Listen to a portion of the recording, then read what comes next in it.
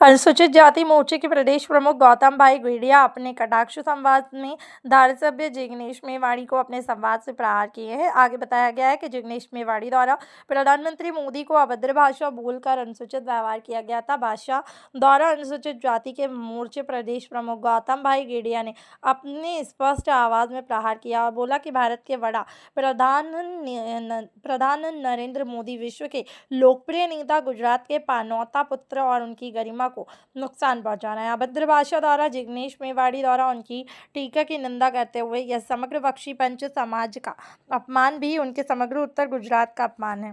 તાજેતરની અંદર ધારાસભ્ય જિગ્નેશ મેવાણીજી દ્વારા દેશના યશસ્વી પ્રધાનમંત્રી, વિશ્વના સર્વાધિક લોકપ્રિય નેતા અને ગુજરાતના પનોતા પુત્ર એમના માટે ગઈકાલે એક સભામાં જે વાણી વિલાસ કર્યો છે એ ભાષા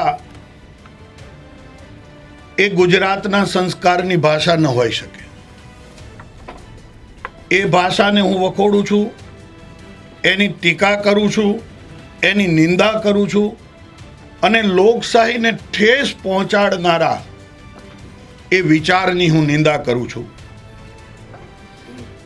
આ અપમાન એ કોંગ્રેસની કાયમી નીતિ, એ પરિવારવાદની નીતિ રહી છે। ત્યારે બક્ષીપંચ સમાજમાંથી આવતા, એમાં પણ અતિ પછાત એવા નાના સમુદાયમાંથી આવતા નરેન્દ્રભાઈનું વ્યક્તિત્વ કોંગ્રેસને હજમ નથી થઈ રહ્યું।